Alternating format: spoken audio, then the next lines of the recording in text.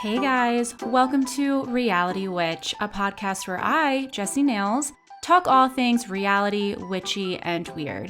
Each week, I talk about pop culture news, our favorite shows, and of course, some witchy shit.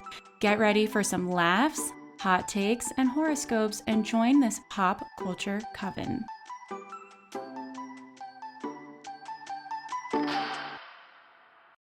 Witches! I'm back. Did you like that little fucking intro in the beginning? I've been meaning to do an intro and like a trailer for the podcast. This is the definition of laziness and procrastinating because that literally took me 5 fucking seconds. But yeah, I feel like it's a little bit more legit. Probably tricked you, huh? You probably thought we were diving right in with like the background music. Nope. That's just called professionalism. But oh my gosh, it felt like an eternity, and it's only been 2 weeks since I've recorded. I didn't record before my vacation, and then I was like still away the following Wednesday, and I feel like I had a lot to talk about, but I was just too exhausted. So there's a lot to catch up on here. I will tell you about my trip, but first, we gotta do the business here, peeps. Go rate and review the podcast, please. It's been a while. I also felt motivated this week and put together a Patreon account and a YouTube account and a Facebook account. That's right. I broke down and I created a Facebook page. I'm terrified of Facebook. I really didn't want to do it, but it is like one of the main ways to grow your podcast. It's not published yet because it will not send me like an authentication link to my email to verify my podcast. I've done it a million times. I've emailed their support twice. So if they don't get back to me soon, I'm just going to post it at least just to have a place for people to like find me, find the links to my website and everything. So, and when it comes to Patreon, I definitely want to start putting up some extra episodes. I really want to talk about other shows like Pig Royalty's back. I fucking love that show. And I don't know, like other reality shows that like I watch but don't really talk about on here.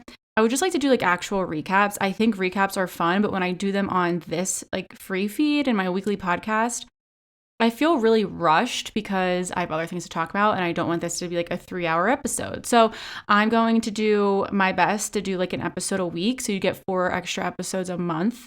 It's a $5 tier. I'm just playing around with it. Just trying shit out. So I am not good. Like I'll let everyone know when I post those episodes, like don't fucking make an account and pay for shit until I start posting is what I'm basically saying. So, but all those new things will be coming. So to the vacation, I should have live streamed this fucking vacation, but it probably would have been more of like a thriller than anything.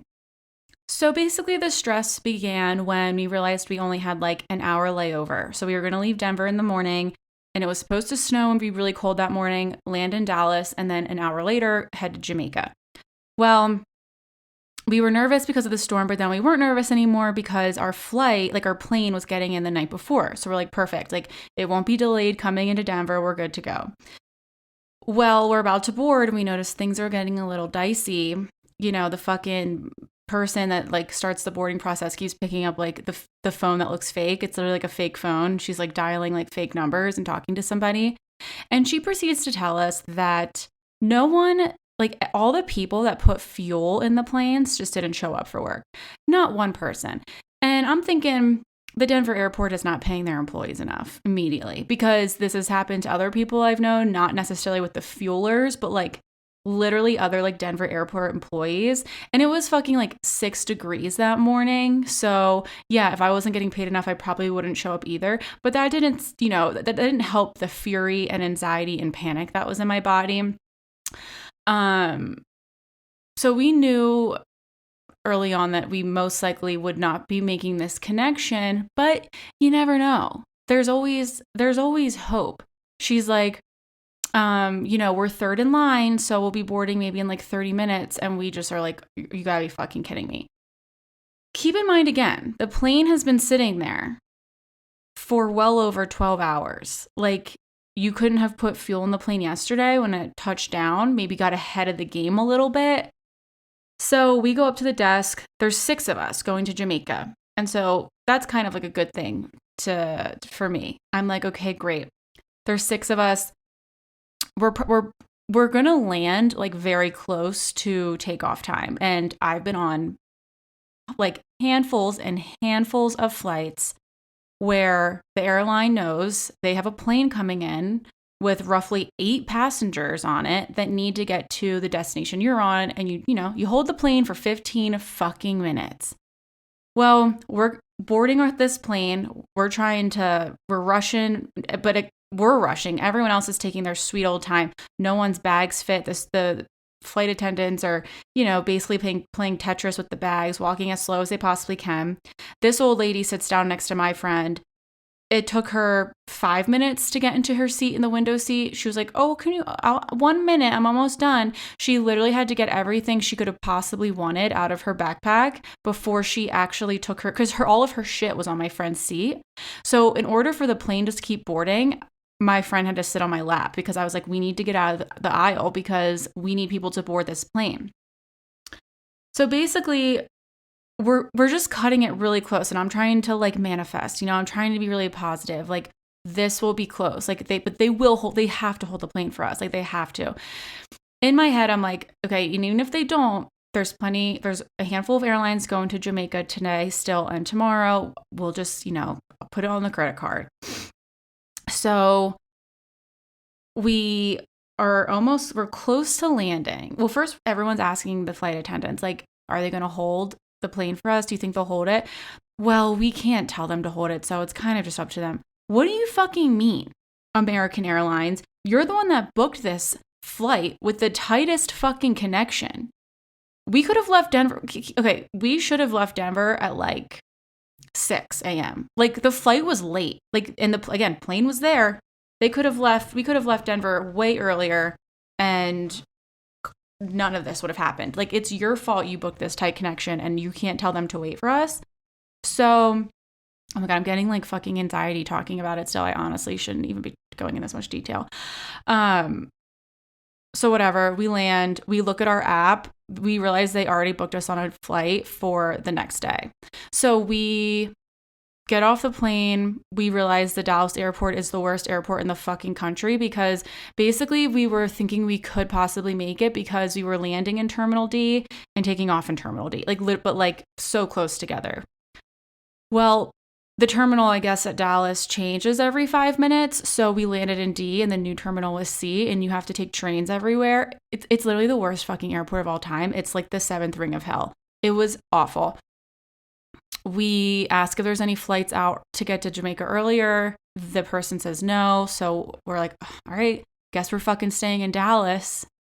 And I'm an Eagles fan. We're both Eagles fans. So we already just don't like the sound of the city Dallas. It doesn't sit well with us. But we asked for a hotel. And we got booked in the worst hotel maybe I've ever been in my entire life.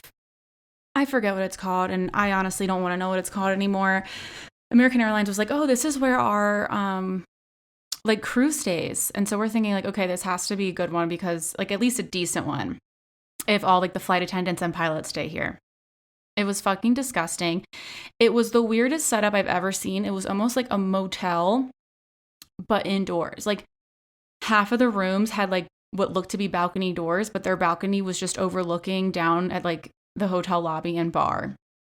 The reviews on this place said the woman that worked the breakfast would chase you around and follow you around and give you dirty looks if you took like seconds or thirds. And keep in mind, it's a buffet style breakfast. Yes, and you do pay for it, but it's buffet style. Like, you don't order one thing and then you're not allotted anything else.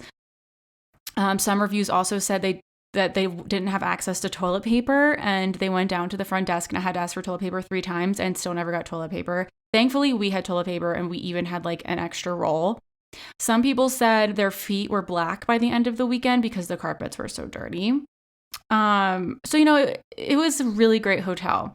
But anyway, we blacked out basically. I mean, we didn't black out, at least I didn't, but like we way too drunk that night because we also didn't eat anything because like our nerves were so shot. Basically, if American Airlines didn't rebook us the next day to go to Jamaica, we would have never gotten there. Like, it's apparently difficult to get to Jamaica via plane. Like, So I am grateful they rebooked us, but not grateful that they canceled. Also, never use Expedia. It's terrible. Don't ask me why. That's who I booked the trip through. My sister just sent me the link, and I just didn't think to like, because I think at first we were going to use like a travel agent, and like, I don't know, like I never use Expedia, but like I should have just went on the hotel site. And so telling them that we were going to be a day late and also to cancel the car service from the hotel required 4 different reps, 4 different times back and forth. So I missed the car that was $45. And since it was a late cancellation, they gave me a $25 credit, but I was too tired to care or fight with them anymore. We also were starting to get calls back from Jamaica that we thought were the hotel. Like, oh, I heard you want to book an extra stay. Can you text me your credit card number through WhatsApp? And so we were getting scammed while we were at this like brewery in Dallas. So that was great. So basically we're trying to extend our trip an extra day, and we were like, fuck it, we'll just try when we get there. Like, let's worry about it later. But we forgot that we had also called American Airlines a little bit before trying to change our flights for like an extra stay. So about 5 hours later, because that's apparently how American Airlines works, and this is like, I feel like already so unhinged and probably unorganized, but I don't know how else to tell the story. Like, they were like, they called us back in like 5 hours. We were literally a step away from confirming a free flight change for an extra day, and they accidentally hung up on us or something. And since I was drunk and I like to harass companies via Twitter, I just tweeted at American Airlines, call me. Which I don't remember doing. Like, I wasn't even that drunk when I did it, but like I went on my Twitter like the next day or like 2 days later, and I just saw I had tweeted American Airlines, call me. Like, so fucking dumb. So the next day we go to the airport, the worst airport in the world, as soon as possible. Like, we were like literally hours early because we had to get out of the hotel desperately. So we sit at this bar. We get like pretty much smashed drinking just a few mimosas because, you know, we're keeping it going from the night before. We're sitting at a table with mimosas, water, an open Pepto-Bismol tablet, Imodium, and like cuticle serum. Like, we were disgusting. We get on the plane. We are thrilled. We are fucking thrilled. We're going to fucking Jamaica. And I mean, it's not the shortest flight. It's like 3 hours or so. And I talk about this, I feel like every time I travel on here. The plane etiquette really shows you how truly unhinged and unpredictable humans are, and how not socially aware anyone fucking is. They think they are in the comfort of their own home on that fucking plane. You're not, ma'am. Put your fucking shoes back on. This woman took her shoes off, took half her sock off, and just started scratching the bottom of her foot across from me in the aisle. You're kidding. For one, okay, you have an itch. I say deal with it for a little bit, but let's just say you can't. Itch it a little bit more discreetly, not with your foot hanging out in the aisle. And you surely do not have to take your sock off to itch it. You can itch your foot above the sock. It's disgusting. And then we got talking about like having the diarrhea on airplanes because my friend's stomach obviously started to hurt. And I was like, look, bitch, you're just going to have to do it. You're going to have to go in there. It happens to the best of us, and just let it rip. And you're going to feel so much better. I had diarrhea on an airplane one time and one time only. And it was like after a bachelorette party. It was after a few nights of Domino's every single night. And I cried on the airplane. I cried. I woke up from like a bad airplane nap. My stomach hurt so bad. I tried to hold it. I couldn't. I was like, oh, this is it. This is when I die. Went into the toilet. I went, you know, when you have like diarrhea and you can just like let a little out. It's like you're peeing and you're like, all right, that's all I'm going to do. That's all the damage I'm going to do to this toilet. The fucking flight attendants are right outside this fucking door. There's a person in the back row. Like, it was loud. Like, it's, I mean, I know an airplane's loud, but like diarrhea is usually an audible situation. So I get out, go back to my seat, and I realize my stomach still hurts and I'm going to shit myself. And I started like literally like crying, and I had to go immediately back to the toilet. Imagine watching someone go back to the toilet, probably looking unwell like I did, come back to their seat, and then just immediately get back up. I mean, come on. So is it pleasant? No. But are you just going to be sick, or are you going to shit yourself? on the airplane. So she went and tried. She said her body wouldn't let her diarrhea on the plane. So whatever. And then I thought to myself, like, some people are in, like, there's a lot of bathroom goers on the flight to and from, like, and they chill in there. And then just because the travel has been going so well, this like Gen Z twat boy sat next to my friend this time, took over her entire seat. I had her practice on the way back, claiming her entire area because we watch like movies. So she kind of like leans onto my side because we share like an iPad. And I was like, look, I don't care how uncomfortable you are for the first 30 minutes of this flight. You're claiming your spot. You're claiming your space. You're not leaning. You're straight back, arms on both armrests, because we all know the middle seat sucks, which is why the middle seat gets both armrests. Okay? Back to airplane etiquette. Both armrests. Well, this twat, he took her armrest. He had the whole window. Do you think he leaned on it? No. Was falling asleep so bad on the armrest that he fell on top of her. Poured over into her side. Do you think he apologized? Nope. He went into the same fucking position. And he had his mask off the whole time, and his white trash family sat in the aisle across from us. His little brother was snotty-nosed and coughing the whole time. The mom had eyelashes that were absolutely disgusting. Like, it's like, I've learned that I absolutely fucking hate people because, unfortunately, most people in the world are selfish as fuck. Absolutely selfish, and they only care about themselves and their space, and they have no regard for anyone else. So whatever, we get to Jamaica, we're thrilled. So basically, when I had to cancel my car service through Expedia, I booked another one as we were boarding the plane to Jamaica. So I like knew we were getting there, and it was like a car service that was like at the airport. I just pay them when I get there, like probably like cash. Well, when I land, we're in customs and I get a text, do you still need a ride? And it's from like the same number that texted me the day before from like the Expedia driver. So I'm like, oh, maybe they rescheduled me. So I was like, yeah, I do. Actually, I'm in customs. Then I get a call saying, hey, do you still need a ride? And so the call, I figured, and like the person texts me back, like, yeah, I'll be here. I'm waiting. Another person calls. So I'm thinking this is like the new company. I know this is hard to follow. The new company that I booked through. And I'm like, oh no, I don't need a ride anymore. I have someone else, because I'm thinking I got us a private driver. So we go through customs. I get to the desk that my text told me to meet at. Like basically at the Jamaica airport, you come out of customs and there's just like literally like 20 companies and like their own little desks, and they're all like travel places. And we're waiting. Our company is the only one that's not at a desk. Everyone has a desk working except ours. Thankfully, Jamaicans are one of the nicest people ever, and they start calling the girl at the desk because they're like, are you waiting for desk 14? I was like, yeah, like I got a text to come here. So she finally comes with like lunch, and she's like, you were supposed to be here yesterday. I'm like, yeah, but I called and canceled because like my flight got canceled, but I did just get this text. Like I thought that's why I came here. She's like, oh yeah, that's from me. So now I'm like getting confused. I'm like, well then why are you so fucking surprised I'm here? I was just texting you 10 minutes ago in customs. And we're not doing well at this point, okay? We are not good. We're sweaty. We know we stink. We know we look like shit. My face is oily. It's now hot, but like I don't feel like taking off any layers because I just feel like I have to smell like shit, and I don't feel like taking the effort of taking my sweatshirt off. So she finally walks us to the driver, and she goes, if you need a ride back, make sure you call because you're blacklisted in our system. And I'm like, great. So again, thank you, Expedia, for canceling my driver appropriately. I'm now blacklisted in this random Jamaican taxi system. So then we get to the hotel. The reservation was canceled, even though we called about 100 times to say we would have a late check-in. We stood there for 30 minutes. They're like, do you want a king bed or two fulls? We're like, a king bed, please. Well, we get two fulls.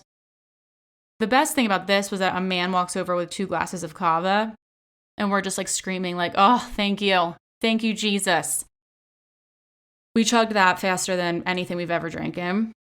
We get to our room, the toilet wouldn't flush, and that's honestly like what pushed us over the edge. Like we've been holding back tears for now 24 hours. No, way longer than 24 hours. We're going on almost 48. We're holding back tears because it was like the worst travel, honestly, the worst travel situation I've personally ever been through.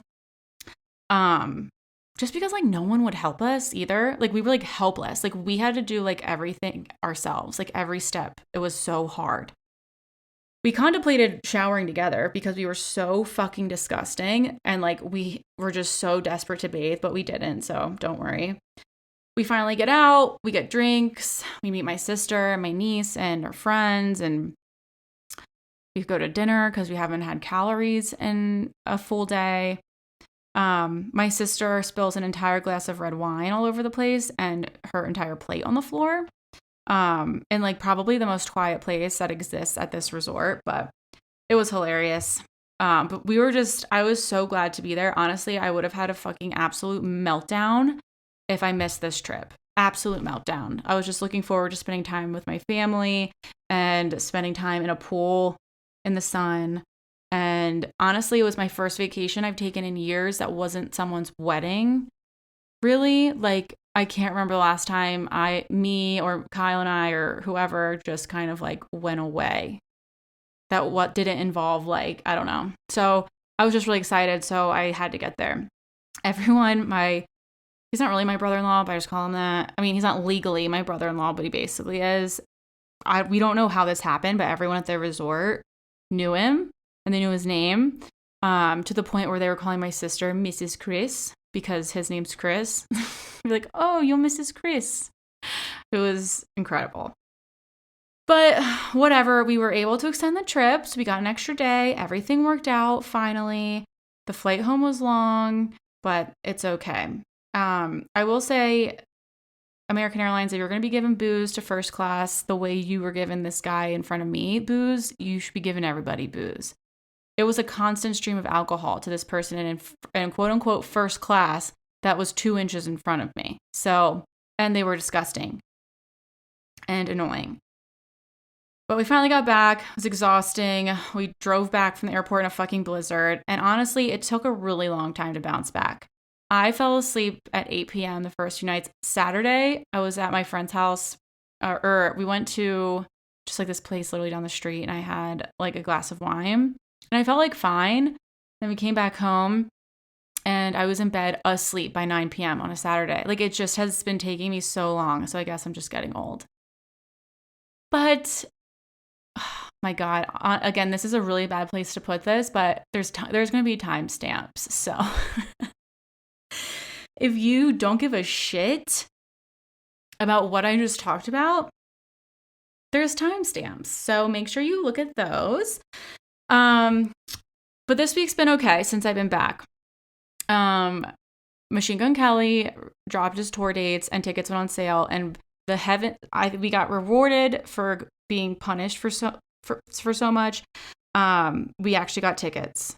We got tickets for the Cleveland show because that's where he's from, and I feel like that show is always really big, and we wanted to try and go to two, and I feel like it's probably relatively cheap to go there. Well, it is. We like looked it up. And Avril is going to be there. So on the Cleveland show, it's going to be Willow, Travis Barker, Avril, and I think maybe one more person. I'm not positive. And then in Denver, we're obviously going, and Travis Barker and Willow will be there. So I'm very, very excited. Also, I'm still not really sure where like, and I know I'm a fan, so like people are probably gonna roll their eyes, but like, I'm just not really sure where like the intense MGK hate comes from, honestly. Like he put up this video that was like a complete joke because people are saying he's like not emo enough. So he like put up this joke of like trying to be emo and putting like black eyeliner on his face. And like, this is where TikTok worries me because it's so clearly a joke, and it makes me think people are taking it seriously because they're saying he needs a conservatorship, and they're comparing him to Kanye over this TikTok, and they can't believe Megan Fox deals with this. I'm like, you know this was a legit joke, right? Like, Kanye isn't joking, actually, and he's threatening people's lives. So the comparison's a little absurd, and people just need to chill the fuck out. Like, I don't know, like, I know I don't like Kanye because Kanye's fucking annoying, but I do think it's weird when people just like go out of their way to like actually hate celebrities.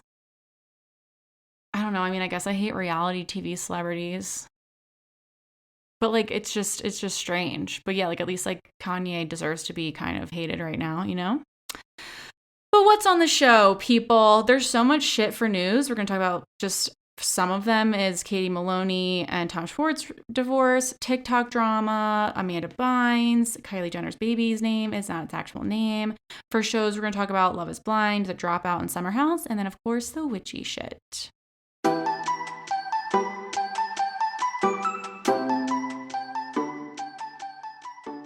Okay, let's talk about some news. Some of this might be like obviously like almost like 2 weeks old. Most of it's new, but some stuff I just had jotted down. So obviously, you know, it might not be the most topical, but things I want to talk about. The first one is this Winter House like blind item that came out. It's from Dumois. The subject was major ski house drama. It seems that a notorious fuckboy that got away with his behavior for 2 seasons may have gone too far. He has been sent home from a ski house and sexual harassment is the reason. So there's been a lot of like speculation of like who this could be. Like some people said Luke, but then like a lot of people were like, like that doesn't really, like we just can't picture like Luke doing something. I don't know, like pushing the limit. Like he's had interactions with women on every season and has gotten turned down each time. And like he hasn't really pushed it, you know? So here's hoping that it's Austen and we get him off the TV. I'm honestly not even excited for Winter House because he's on it again. And he's just so disgusting. And I would definitely could picture it being him, that's for sure, because he thinks he can get everybody.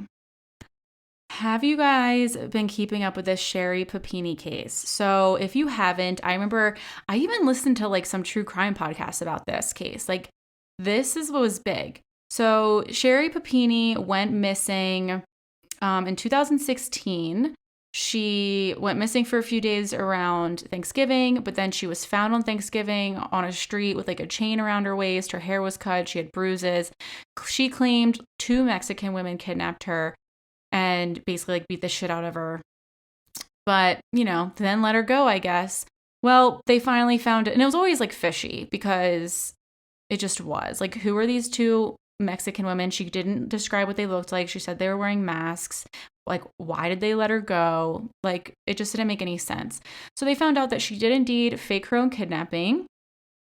She went down to an ex-boyfriend's house and stayed with him for almost a full month, 22 days. And I just saw a picture of this ex-boyfriend and he looks not great. Like her husband's like really cute, but she went down to be with him. She purposely stopped eating so she would look like emaciated. She made the ex-boyfriend go get her like a brand, like go get something to brand her with. So she also said the women branded her. So he did that. He did all this thinking that like they could like eventually be together. But then she said she missed her kids and wanted to go home, so he just drove her back home. So I am just waiting for more info on this to come out. They had DNA from this ex-boyfriend. I'm assuming it's honestly kind of crazy this took so long because I feel like they had to have found a lot of this stuff out a long time ago, but obviously it takes a while until you can actually arrest somebody. She wasted like almost $300,000 of police force's time. And then it came out, I heard this on Heather McDonald, so this is kind of like the Cliff Notes, that her mom years and years ago, like before her kidnapping, kind of like either filed a complaint or did something against her because she was doing something that her mom was like uneasy about and I think wanted to like admit her into like a hospital or something. And then they found like old papers or like comments or articles from her that are very racist against like Mexican people. So she's such a complete lunatic. And the court case I think is actually happening like today. She was released on $120,000 bail. She had to surrender her passport and she's ordered to participate in a psychiatric program. But also like it's just so wild. Like her and her husband are still married. They still raising these kids. Like this happened I don't know, what, 2016, 8 years? No, 6 years. Can I do math? 6 years ago now.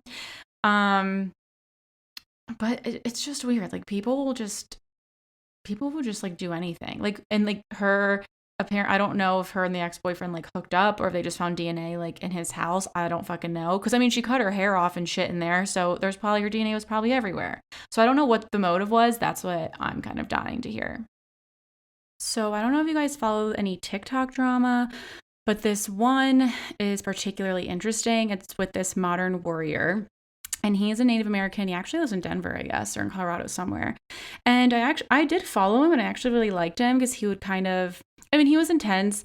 He would talk about like the colonizers and how, you know, people said he was like, he just hated white people. And I tend to not err on that side because like we probably need more people to hate white people, if I'm being honest. But he would basically just like educate on Native American culture, what happened to them, why it's appropriating or why it's bad to do certain things that come from Native American culture, because ultimately like we colonized everything and we killed them all. So I liked his videos. Again, I just found them educational.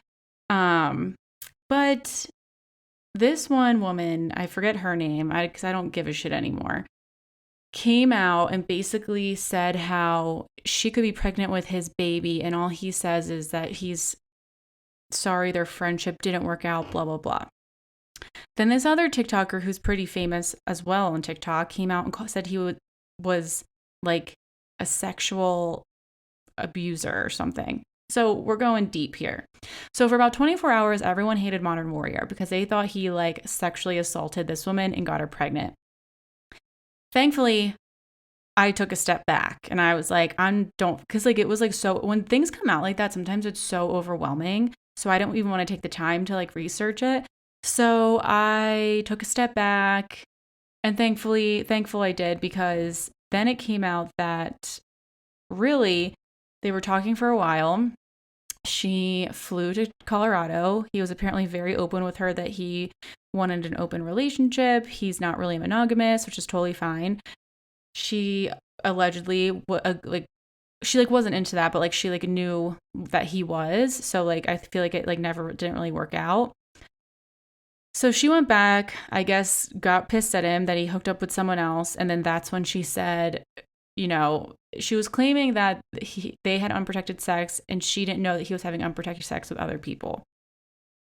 And I guess that goes into like, I forget what it's called technically, but like almost like a form of assault. And look, I'm pretty much always erring on the side of if it feels like assault, it's assault. But we also can't turn like, and who knows, like he technically didn't even really cheat on her because like they weren't even together. But like we can't turn like asshole men or women or people that sleep around into like predators because they don't use protection all the time. Like in my mind, that seems a little out there. It's just what's going to happen. I feel like it's almost the risk you got to take when you have sex with somebody without a condom. Like it's just, that's the risk you're going to take all the time. And then she started saying that she lost her baby. And so everyone thought she had a miscarriage because she like used that in one of her videos when she was crying. She goes, and I lost my baby and like you didn't care. Well, then he shared the text messages. She got an abortion, which that can still be very traumatic, but like she got an abortion. And he actually in the messages was kind of nice. I was like, I'm so sorry. That has to be hard. Like, are you okay? Like, so she was wild. So in about 48 hours, I went from everyone hating him to everyone hating her and the other few women that were coming to her defense right away. And now he is officially off TikTok because he is getting like death threats. He's been doxxed. Homie's at risk. So that's pretty much it. It's just wild when like these TikTokers, like people meet on TikTok, then they have TikTok drama and they take to TikTok. I mean, everyone was like, she put on a fucking ring light to start crying into the camera and say how much she hated him. So all very bizarre. All right, let's finally talk about Katie Maloney and Tom Schwartz getting a divorce. First, they were separated, and then it came out on TMZ either this morning or last night that they're officially filing for divorce, which is surprising to me because I'm actually surprised they're actually legally married because First they weren't, then they went to Vegas, then he forgot the fucking papers. You know, they just never gave off like we're married vibes. I'm like, the only reason I'm surprised by this is because they've put up with each other's bullshit for so long that like I'm just surprised they actually are going through with a full-blown divorce. Like, and that's like another thing that makes it seem like they've been planning this for a while, because like, or just like checked out for a long time, because I feel like a lot of times when this happens, it's like we're going to separate for a little bit, you know? But no, they are legally getting a divorce. They still live together, I guess. I don't know if he's staying somewhere else, but they technically still live together in the house. Thank God. I mean, remember she made him sign that prenup when they were like dirt poor? I mean, I wonder if that's going to work out or not. I mean, she shouldn't, like, he probably has more money than she does now at that bar. But I don't know. And then I'm also like, thank God, like, I'm so tired of seeing it. Like, he's been cheating on her since like season 1, let's be honest. And she's a miserable piece of shit since season 1. So the combination is not good. I hear from people time and time again how like nice and funny and like beautiful she is in person. I just go strictly off of the show. Same with Lala. Like, Lala seems like she comes across pretty well in interviews and people really like her. Well, she's a flaming asshole on the show, and I watch the show. So that's what I go off of. But I don't know. Now it's like, are they going to be in the next season? Are they filming? Like, if they're not filming, they should be filming soon. Like, this is like insane. Like, just think of a world of Vanderpump Rules when Katie and Tom are not together. And then like they start dating other people, and then like, but they're still in each other's like friend groups. Like, it's going to be pretty insane. So I will say Tom Schwartz is very attractive. I think he's way taller than you think he would be. I met him at Tom Tom one time. He's tall, he's cute, he's so nice, but he also would infuriate me because he can't do anything on his own. We are breezing through, people. We're going to talk about Kanye West and Trevor Noah just real quickly, because I fucking love Trevor Noah, and Kanye West needs to shut his fucking mouth, because Trevor Noah knows his shit and he knows what he's talking about. So he went on his show basically just to say, honestly, what I've been saying since the beginning, like, this isn't funny. Like, Kim Kardashian aside, I don't give a shit if you don't like her. I'm not the biggest fan of the Kardashians, but this is dangerous behavior. He's being abusive. He's harassing her. This isn't a joke. This isn't funny. And he's like, wouldn't you rather take it serious and have nothing happen than like not take it serious and something terrible happen? Because he talked about how his mom got shot by his stepdad, which, if you haven't read his book, Born a Crime, it's a small short book, but it is so good. It's wild. It just teaches you about the apartheid in South Africa and how, like, in my mind, he's my age, you know, and it's like him experiencing that intense like form of racism. You just think it can't even possibly exist in my, like, if you're my age, like our generation, and it totally does. And he was raised by his mom and his grandma, and so he just has experience with like abusive like stepdads and stuff, and he's seeing like similar characteristics in Kanye. So of course Kanye came out and made a racial slur against Trevor Noah, and then got banned from Instagram just for 24 hours. You know, the death threats and the harassment and the stalking didn't cause any pause of Instagram. It was the racial slur. I mean, I'm glad they got alerted to something, but it's just kind of crazy that like that is when he literally got put like a video of him like chopping Pete Davidson's head off, and he was still able to, you know, post to his stories after that. But other than that, I haven't like seen too much of Kanye. I've also just trying not to pay attention because I'm fucking tired of him. It's fucking dumb. And I would like to know how many people bought the STEM player and how his new album is doing, because I'm sure it sounds like shit. Amanda Bynes is out of her conservatorship, so good for her. She's a wild one. I feel like she kind of went under the radar and people forget she's on a conservatorship, but she sure is. I think she's been on it for like 8 years maybe. But I think she probably would have been off of it earlier, but she did relapse like a few years back. She's another one where, like, I guess, I don't know, like, she seems to have, like, everyone recently is saying that she seems to have a good relationship with her parents, and they're all for her getting off the conservatorship, and they supported her. But I also think that's, like, kind of why she, like, kind of went off the deep end a little bit, because of her parents. They, like, forced her to work, and they're, like, taking all of her money. So definitely an interesting life there. Obviously the conservatorship was not paying the entire city that she lives in because it was much easier to get out of that one than it was for Britney Spears. So, but overall, we're happy. Hopefully things keep keeping up for her, you know? It was just announced that there's going to be a Real Housewives of New York City shakeup.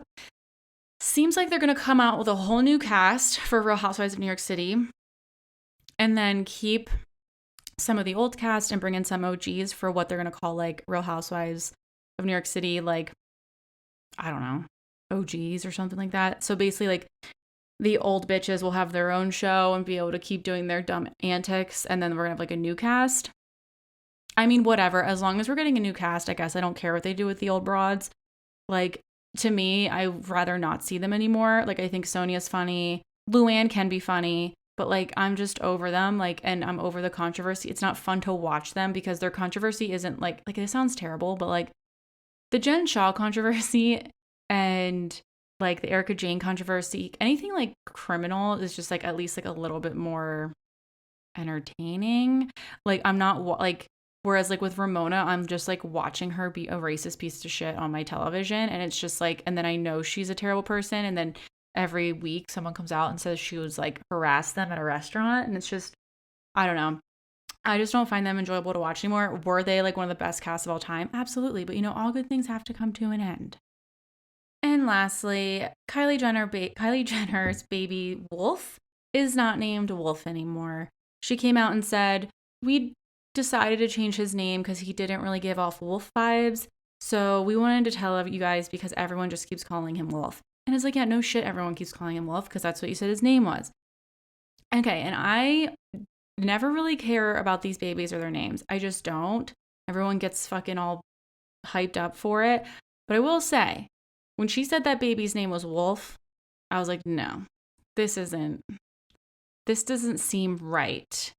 This doesn't seem like it's gonna work. I don't know. I just had that thought in my head as soon as I saw it. I was disappointed. And I don't know why I was disappointed because I apparently don't care. Maybe I do care a little bit, and that's why I was disappointed. But, like, it just, I don't know, like, Stormy, it's like, Stormy, like, what's Wolf? Like, Wolf's actually, I would just say, keep saying Wolf because of my Philly accent.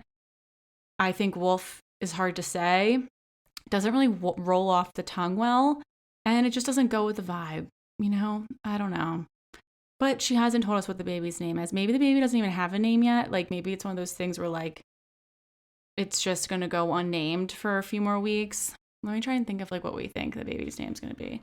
If she went with Wolf before, maybe she'll go with like another animal. Like, I don't know, like bear. Maybe Leo, like a lion, like Leo. What other animals? Why can't I think of an animal anymore? I don't know, maybe Jacob after Jacob Black in Twilight because he was a wolf. So I don't know, but we'll see. We'll see what this fucking bitch comes up with.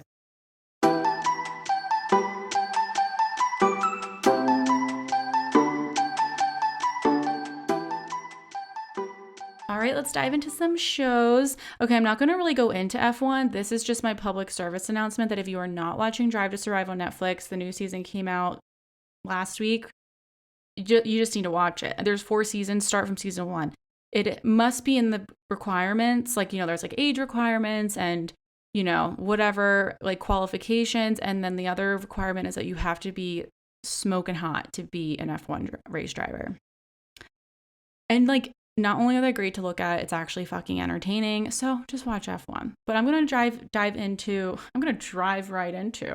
Love is Blind because I know I'm late to the game here. But I finally caught up on, you know, all of our travels for my vacation. And I'm just going to go through my thoughts of like each person, I guess. Shake, I knew Shake had to have some type of downfall because I kept seeing his face all over social media. And he wasn't terrible. I mean, obviously he was terrible in the beginning. Then he kind of leveled out a little bit, but then he kept saying he thought, forget her name, but whatever, it was like his aunt. And then he really just stabbed everyone with the asshole knife at the reunion. He was infuriating, like to the point where I almost had to like turn it off, but we were mid-flight and I was like, well, what else am I going to do? Like, I hate when people make me like that mad. It's like a la Austen Kroll. And you know what, Shake, you look like a fucking foot.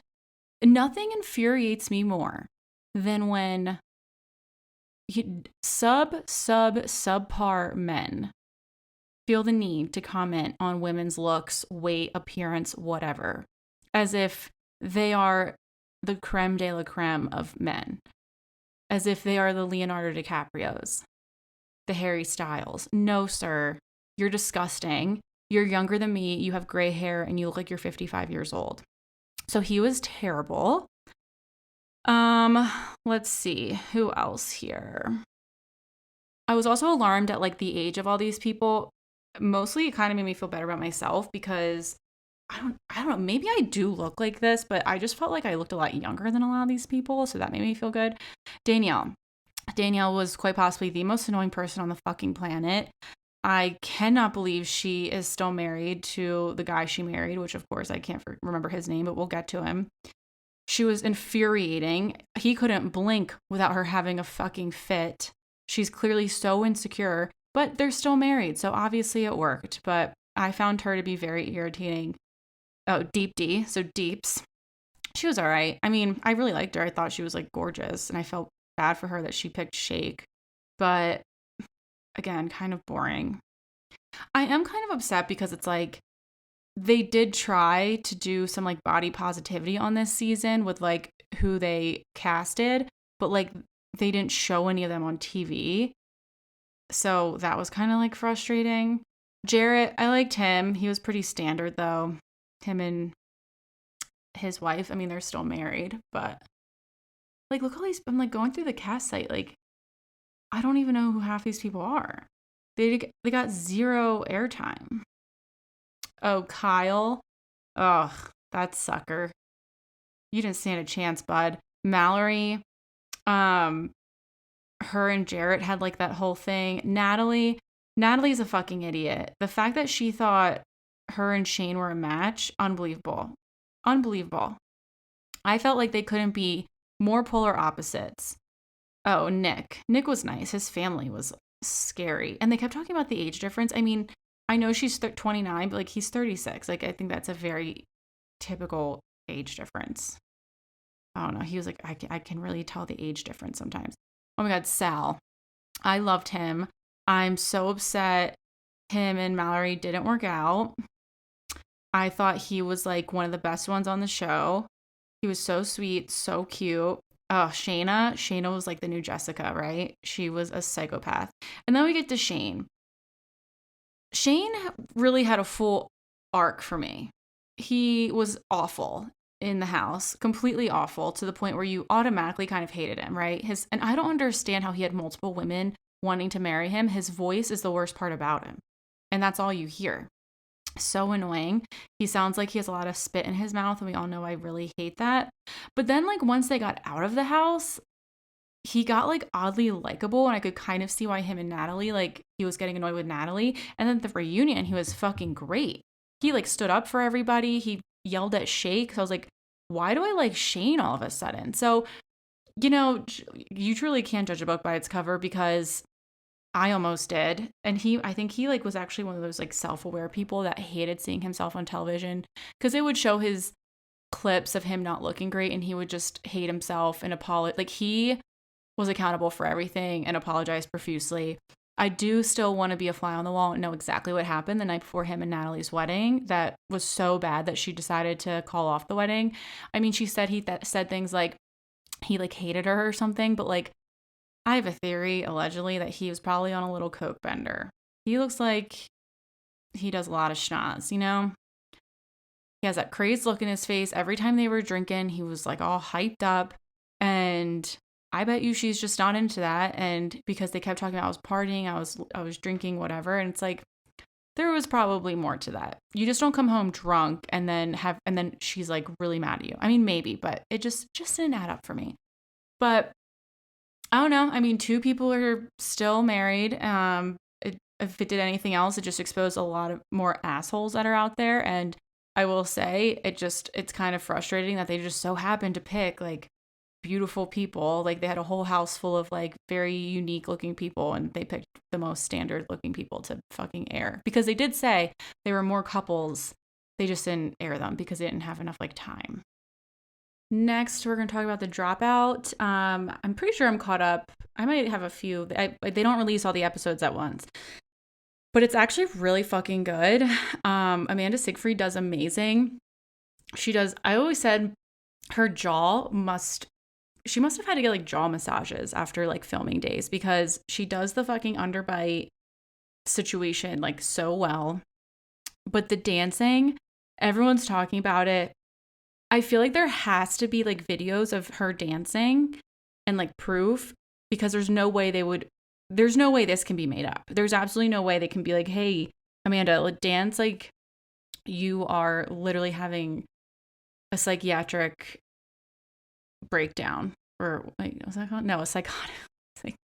Dance like you're having a psychotic break, because that's how Elizabeth Holmes danced. Like there has to be proof of this, and I want to see it. There's not really much to talk about. I'm just saying that the show is really good. And if you like the documentary, even if you didn't watch the documentary, watch this. But it's just, I still will never understand how people get away with this shit. I mean, people just kept giving her money and she like kept refusing to show them the product. Like, it's alarming how some of like these richest people in the world are so easily convinced. And it's like, can I find someone and convince them to like pay off my student loans and my debt? Or like, how do I scam people just to give me enough cash to have like a down payment on a house? Like, that's like why like that's like actually why I get mad at scammers. Like, yeah, like you're an asshole for scamming at all, but it's just like you just went too far. You know, like you could have stopped this. You could have scammed one time and just that was it, you know? Like you took the cash. You know, no one really ever found out because it never got that big. You did something fun with the cash, game over. But no, they just keep going. Same with fucking Anna Delvey. Like, you could have just gotten like couple $100,000 from people, or no, just like a little bit or whatever, some free stays at a hotel, and called it a day. But nope, you just kept going. That's how you get caught. If you're gonna scam, just scam once or twice, people. If not, you're going to get caught.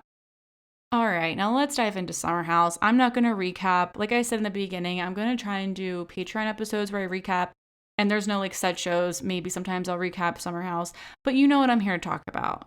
I'm here to talk about the disgusting scum that is Austen Kroll.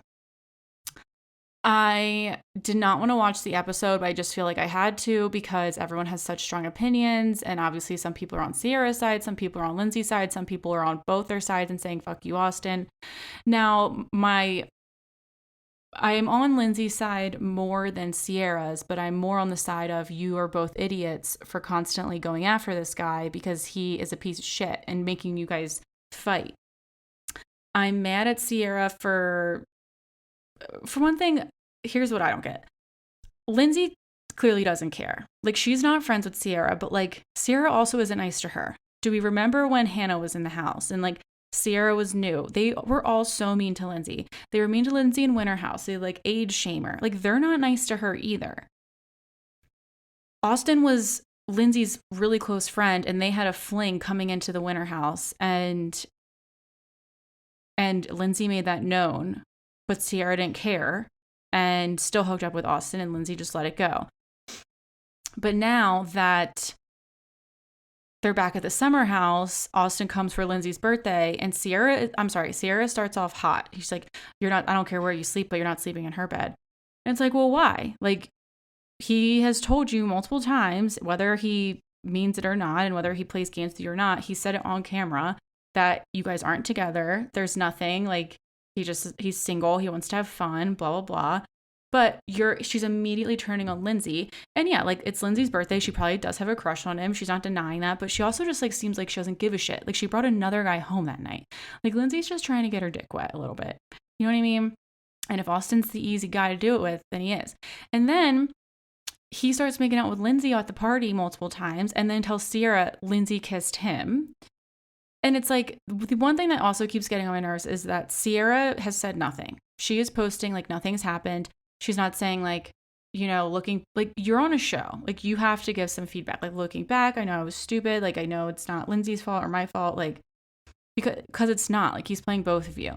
He is such a disgusting human being. The way he talks to people, the way he was talking to Sierra in the kitchen was terrible. Like what would I told you if Lindsay kissed me on the lips? And he was like, tell me to fuck off. I would love that. Like he was like smiling the whole time. Like he is disgusting. Literally everyone's just talking about how it's his fault, how they don't like him while he's sitting there. Like it's just, I mean, even Luke is sticking up for Sierra, saying that like, yeah, like her feelings are hurt because you're doing this and this.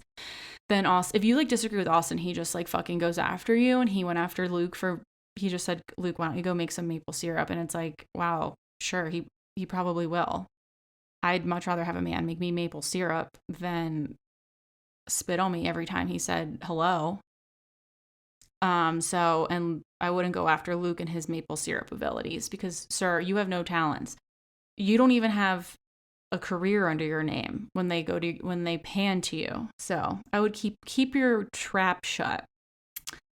And then he closed the door on Paige for like literally like he just like chose violence. Like I think like when I saw the preview leading up, I was like, oh, they must have gotten in a fight. She literally just like goes into the room and is like, hey, we're gonna have cake. And as she's saying that, he slams the door in her face and she like freaks out, which I would too, because at this point everyone's on edge with him anyway, you know? And Sierra's like, stop. She's a fucking idiot. She just keeps going after him and going after him and going after him. Like he made her look like an idiot 100 times. Like, oh my God, it's so annoying. And then even the girls were like, this isn't Lindsay's fault. Like, be mad at Austen. And she's like, no, but it is her fault too. She's been treating me like shit this whole time. It's like, no, like, you guys don't like each other. Like Sierra is mean to her too. Like, I don't think Lindsay's innocent at all. I just think Sierra thinks herself is innocent and she's not. Either way, I need Austen Kroll off the television officially. I hope he is edited out of Winter House. He's ruining all these shows. Like, it's not fun to watch. It's not good villain. Honestly, Jax Taylor was a better villain to watch because I could still watch Vanderpump Rules and not be infuriated. I almost didn't watch this week's episode, and I don't want to watch next week's episode because that's when Sierra throws a glass at Danielle. Probably won't apologize for that, I'm sure. And it's all gonna be over Austen. Like, she's just losing her fucking mind, and again, like, not making any statements on social media or anything. So just very annoying. I don't think Summer House is like, I mean, it's dramatic this season. It's just, I guess I just don't like it because all the dramas around Craig and Austen, I just don't like them. So, but that's just my opinion. And finally, for shows, we're just going to talk about Jersey really quickly. This episode, okay, I know Teresa was totally wrong here. Like, I'm not on Teresa's side. But when they went to that tree climbing thing, there was just something so hilarious about her just showing up with bags of gifts and then just like threatening to kill people all at the same time. It was incredible. She's like huffing and puffing around. She's talking shit on like the place that they're actually, this is stupid. Oh yeah, this looks real safe. I don't want to help her. Like, her job was supposed to guide Tracy. He's like, I'm not helping her. You're her friend. You help her. I'm not helping her. Like, she was so miserable. And then like, she was talking shit again about Margaret. Margaret and Jennifer made up in the beginning of the episode. I do think Margaret is like a really good person. And like, when she saw Jennifer upset, she did feel bad. And I think that's the difference between Margaret and maybe some of these other people. And again, I say it all the time. Jennifer is a good housewife in that she causes drama, stir shit up, and then she'll do something to make you like her again. Like, I like Jennifer. And so they made up, and it ends with Marge yelling at Teresa, like, we made up, can you just like let it go? And basically Teresa says that like she looks like shit because she started everything. And Marge just freaks out. She's like, you look like shit. And she's like, oh yeah, really? And then Teresa like stomps down the hill. And honestly, I gotta say, like, Teresa is not scared to get in your face, but like, feel like I haven't even like seen Margaret like yell like that. And I'd be kind of scared of Margaret, if I'm being honest. Margaret won't get physical. Like, that's the thing. Teresa would probably like fucking like punch her in the face, claiming her victory. But Margaret will just, I think, be really good with the comebacks. And sometimes that's better. Being able to scream absurdities in someone's face is sometimes better than just hitting them, you know?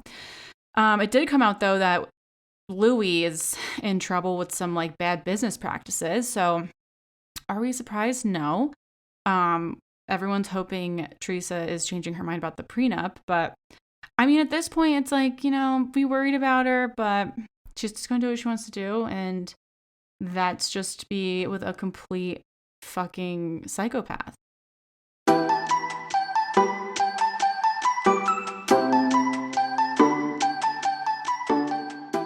Okay, now it's time for the witchy shit. It's Aries season, bitches. March 20th launched us into Aries season. Your girl's an Aries. I always say I associate like 50-50 with being an Aries. Am I spontaneous? Absolutely not. Am I adventurous? No. Am I fiery? Yes. So I do like being an Aries. People say Aries are like really likable, so I can like really relate to that. So but what we're going to do is just basically read over what we can expect from Aries season and then what each sign can expect. So I'm getting most of this from refinery29.com. That's where I get a lot of this stuff. The like astrologer they have writing these articles always puts up some good things. So that's where I'm reading it from. So there's one thing we know, it's that Aries is the go-getter of the zodiac. Fuck yeah. This sign takes charge, likes to do things first, and isn't afraid to take the lead. So it's no surprise that this is the energy that propels us into the astrological new year. On March 20th, the same day as the spring equinox, the sun will officially enter into the sign of the Ram. We'll all be feeling the energetic, upbeat, can-do vibes of Aries and the sun's departure from Aries on April 19th. See, I'm upbeat, I'm energetic. I'm like usually the opposite of that. Aries season often gives us a cosmic fresh start. So it's kind of like it's like Aries is like the first sign of the zodiac. So it's kind of, they almost like view it as like the new year, like being like a reset. It can spark up our desires. It's important to move towards the vision we want to create. And with like literally the weather getting warmer and the days getting longer, it's the season to really just get some shit done. So the sun is exalted in Aries, and that means that the planet is in its most powerful state here. So it feels at home in Aries. Aries is all about doing. It's very goal-oriented and focused. So it will be a good time to go for something you want, go after some of your goals a little bit harder, whether it's like a work project, maybe you want to move, maybe you want to go after a new relationship, whatever it is. It's just like the time to like put in like that extra time, that extra effort to go towards it.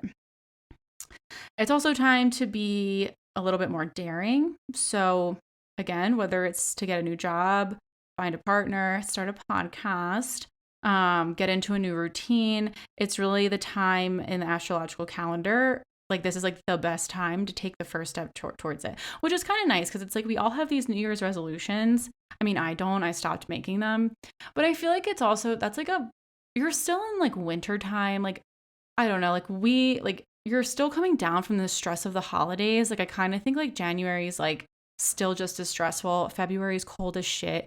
March is like honestly like a good time to like, okay, now I'm going to go after my goals. Like, we're getting out of the fucking like hibernation here. So I kind of like that. And you don't feel as bad about yourself. Like everyone's like, oh great, like that resolution didn't work out again. No, yes, you still have time. Start your goals now in Aries. So on the very day that the sun enters Aries, Mercury will perfectly align with Jupiter, the planet of luck and abundance, bringing us positivity and good fortune. Thank God. This conjunction of the planet and of the mind with the most fortunate planet can attune us to our intuition and expand our minds. So basically in Pisces, Mercury has no boundaries and can really put its magic to work. And that makes March 20th, when Aries began, an incredible day to plant the seed of a dream. On April 12th, we'll experience one of the most important planetary aspects of 2022, a once-in-a-lifetime conjunction between Jupiter and Neptune in Pisces, which is a big deal, apparently, okay? We're going to have to write this one down, April 12th. This specific merging of energies hasn't happened since 1856 and will not happen again in our lifetime. This is the opportunity to use Aries' non-apologetic and bold fire to plant the seed of a big dream that we want to manifest. All right, get it going, guys. This day will be magical, and it's the most amazing time for manifestation. So make sure you set your intentions and be clear on what you want and add to your life. I will say I felt like the last few days, I felt like a spark of energy and motivation, which is why I created the Patreon, the YouTube, and the Facebook. Like, I'm ready to put out more episodes. I'm ready to build the brand more. Like, I need to, like, I love doing this. So, like, why just limit myself to just like one thing, one day a week? So I will be manifesting for sure. I've been journaling a lot more. I've been writing down my manifestations more. I've been practicing the law of assumption more. Like, I do have a successful podcast. I do have this. I do have this. So get that to work for April 14th. So even if you start off following your dreams down the wrong path, the astrology of the month will guide you into the right direction. So just have some patience. And then another date to be aware of is April 18th, when the sun squares Pluto. This aspect tends to be prone towards power struggles, change, breakdowns. This could include relationships. So we can be argumentative during the aspect due to its harsh nature. So your need for control may seem more significant during this time, which is something to watch and be aware of. Significant change often occurs at this time with a great deal of work. So change isn't always bad. Sometimes it's what we need to help us move forward to the next chapter. So some advice there too is like, when I read out these dates, like April 18th, like write them down. It's like somewhere that you see them every day. So whether it's like your work journal, like on a Post-it, because that's also kind of why I like to pull daily cards for myself. I might not always post them, but I pull one almost every day because it helps me like deal with situations as they come. Like on April 18th or like April 19th, whatever, like across like maybe like the 3-day period, if I'm finding myself like having struggles or like trouble in my relationships, whether it's work, personal, home, family, if I know that date is like what it is, it can kind of help me maybe take a deep breath and I don't like freak out as much. So that's just kind of like my advice. Like, know when the dates are coming. You don't have to expect bad stuff. Like, we don't want to manifest bad energy, but just kind of know things might feel a little bit off and prep with like how to deal with them. So now we're going to go into what to expect for your sign. So let's start with Aries. You're primed for a powerful season while the sun graces your sign. I mean, I fucking hope so. So Mercury enters your celestial patch in late March, which gives us a boost to your communication and coordination that you can channel into creative endeavors. Nonetheless, you'll probably want to keep your vibe relatively low-key until you make it through the new moon in Aries on April Fool's Day. Oh my God. I fucking hate April Fool's Day. People with anxiety don't like April Fool's Day. If you ever play a prank on me, I will fucking hate you. New moons are about beginnings, and it's not necessarily the brightest idea to publicly debut fresh efforts on the same day. Corporate brands celebrate the spirit of trickery by posting their most irritating jokes and tweets. You know what? Good idea. Keep it low key. Luckily, Jupiter and Neptune, who only get together for an orbital stroll every 13 years, hits their zodiac peak in Pisces during this season. That's a good thing for you, but in a way that may feel weird. Simply let the state change move through you as you move through it. Release the vapor that boils off into the air and let yourself feel lighter. The full moon in your sister sign Libra might stir up romantic feelings for you near the end of your season. Make sure you're thinking clearly before proceeding on impulse, given the big blast of Pisces passion scheduled to hit us shortly before the full moon. All right, Taurus. Mercury moves into Taurus in the second week of April, bringing all its talky, communicative vigor with it. In typical circumstances, a fixed earth sign like Taurus might interpret Mercury's impulses in a relatively rational, reasonable manner. But Uranus is also in your sign all month, and that means shit's going to get weird. Uranus rotating blue, greenly, and serenely and not giving the slightest solitary fuck that its name and methane gas atmosphere provide English-speaking humans with endless... Oh my God. I'm not going to finish that sentence. It was stupid. Sorry whoever wrote this part. Okay, so for Taurus, we're going to continue. While both Mercury and Uranus are in Taurus, don't be surprised if you find yourself bursting to express a sudden plethora of radical ideas. Take care to read your audience and aim your words intentionally. However, the seventh planet from the sun is also a disruptor of established order, and chatty Mercury may steer your communication in a bad direction. Don't let Uranus get your mouth in trouble. So shut the fuck up if you're a Taurus. Gemini. Your life is always at least a little chaotic, but that's okay because you're better than any other sign at shifting your glide to adapt to the constantly changing air currents. The Aries season should be smooth sailing for you. You don't have any major planetary action happening immediately within your sign this month, but you tend to fare well during fire seasons in general. I love myself some Geminis. Geminis and Aries love each other. Fire needs oxygen to burn, and you are absolutely full of hot air energy. Try to exercise a bit of your control over your direction and velocity over the next 4 weeks. This is likely to be a productive time for you, but if you fully feed into the combustion of Aries season, you run the risk of burning all of your fuel only to find yourself sitting on ashen earth by the time the sun arrives in Taurus. Cancer. Try not to allow your weariness from the past year send you retreating back into your shell behind your claws. Existing as a Cancer can get exhausting. From your current position on the earth, you never catch a break with the moon ruling your sign, hiding and gleaming as relentlessly as she always does. New moon in Aries is a good time to be quiet, vulnerable, and open. Full moon in Libra gives you the opportunity to be as ostentatious and flamboyant as you ever allow yourself to be, both fashionably and emotionally. Live it up and enjoy yourself this spring before total lunar eclipse in late Taurus season forces a reckoning. Leo. The fire sign energy of Aries season feels similar to that of your own month. For you, Aries season can feel like a sort of dress rehearsal for when the sun enters your sign later in the year. Even if it goes terribly, that spells good luck for your opening performance. This person's like really writing a story. Leo's ruling planet, the sun, is exalted in Aries, beaming a little extra light and vitamin D your way during this time.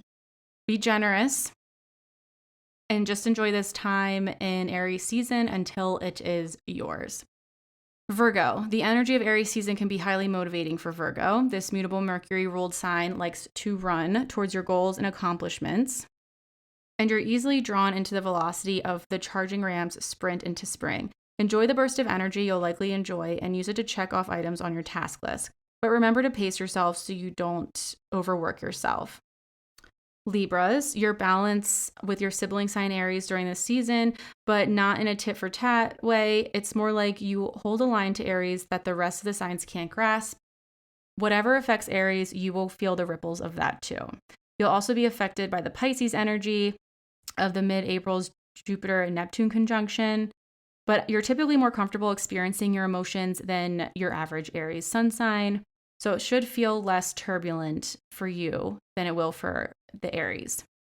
In mid-April, as Taurus season starts gearing up, the full moon in Libra will find your powers at their peak. This is likely to result in romantic feelings for you, for your crush, for your long-term partner, for yourself, for whatever.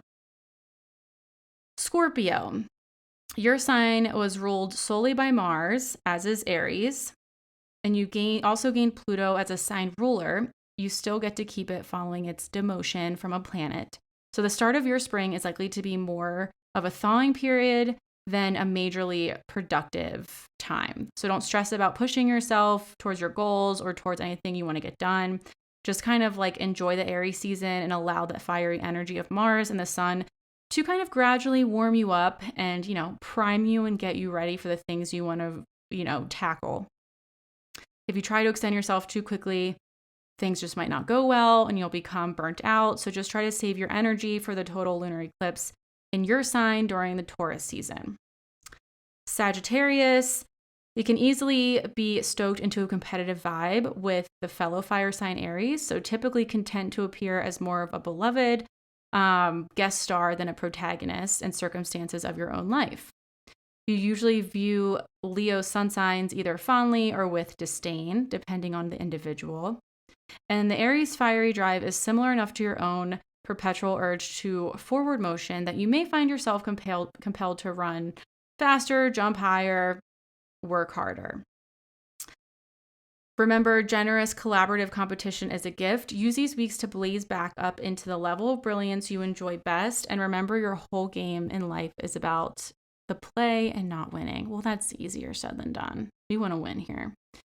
For Capricorns, Pluto will begin visiting Aquarius on March 2023, with just a couple of retrogrades back to touch base with you again before moving on for good in 2024.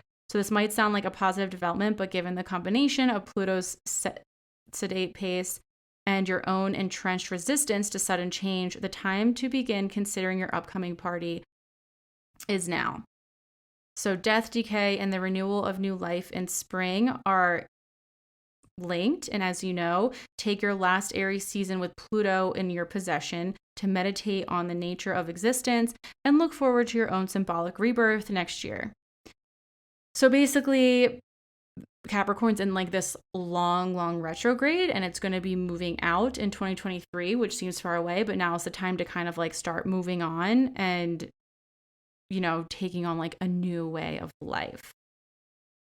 Okay, Aquarius. So a fixed air water sign is going to kind of come into Aries with a relatively tumultuous state. Venus and Mars, they're both rulers of fighting for the most part. They're both kind of doing their things in your sign until April. And then your sign's traditional ruler, Saturn, is also in the mix all month. So that adds another form of like rebellion into your sign for this season. And it's just really going to cause some communication problems. So, but most of the time, Aquarius's emotional chaos is kind of like a phenomenon to be observed rather than a problem to be solved. And Saturn's influence imparts you with a sort of lens of truth perspective. So this is going to help you sort out which impulses should actually be acted on and which are not, and which actually like aren't really that big a deal or aren't as serious as people think they are. So stay curious. You might learn a lot and you never knew about yourself before May. And lastly, Pisces, it says you guys are in for a real banger of an Aries month. You're coming off of your own traditionally emotional sun season. You get a brief respite before romantic Venus sweeps into your sanctuary in the first week of April, trailed by Mars shortly before Taurus season begins. However, even these quarreling influences are overshadowed for you by bigger planets this season. So Jupiter, your sign's ruler, is spending a lot of time with you this year. And in April, it's scheduled to meet with your second modern ruler, Neptune, for a once every 13-year conjunction in your sign. Jupiter brings luck, growth, opportunity, personal expansion, prosperity, basically all the good things. And Neptune is all about intuitions, dreams, expanding your consciousness. And you're the sign to basically thrive with this overflow of energy happening in your sign this month. So they obviously say with luck can also come some, bad or negative energy around it. Sometimes people will get jealous of you. Sometimes you won't use your prosperity and your abundance in the right way. So just be aware of that. So basically, if you're Pisces sun who happens to be blessed with emotional or material bounty this Aries season, give it freely to others in greater need. It won't drain your chalice. And if it threatens to, perhaps rethink that relationship. Sharing good luck with others cultivates your own supply. So that's it for Aries season. I know that was a little long, but I wanted to talk about it because I keep seeing like really positive things about Aries season and what we can expect. So hopefully we are all met with some good fiery energy that brings us some good fucking shit. Okay, now it's time for Witch of the Week. Wow. This one might be, for those that know me, unexpected, but we're going to talk about Bethany Frankel. Do I like her? No, not really. But Be Strong, her company, her nonprofit, whatever you want to call it, actually does really great work. She's been helping people in Ukraine. She donates all the proceeds. You have to be careful about where you donate these days, unfortunately. She doesn't keep anything. She uses it all for the people. She's sent money, hygiene kits, blankets, generators, sleeping bags, you name it. She's helping the Ukraine and helping their refugees. So whether we like her or not as a housewife, she really, really does do great work through Be Strong. So just Google it. Google Bethany Frankel Be Strong and you'll find it. That's how I found it. And donate. It's a good one to donate to because your money is going towards the people of Ukraine and they need our help. I haven't been talking about it because it's really depressing and I know we shouldn't just walk around with our head in the sand all the time, but it's just a lot. And we feel helpless, and really the only way we can help is like donating to people like this who have the means to send stuff and send people to help. So while Bethany can be annoying as fuck, I want to thank you so much for helping these people and being a charitable witch. Okay, guys, that's it. I'm so happy to be back, to be recording. I'm using this Aries season as a fresh start. I'm using it as my new year beginning. Reality Witch is coming in hot for the astrological new year. Thank you for joining this pop culture coven. I think it's really fun to come on here and talk about this stuff. Please send it to your friends, send it to your family. Please leave me a rating and a review on Spotify and Apple Podcasts. Check out my website, realitywitch.com. That's where you'll find all my socials and all my episodes and links to everything that you could possibly need. And as usual, we'll talk next week. Love you. Bye.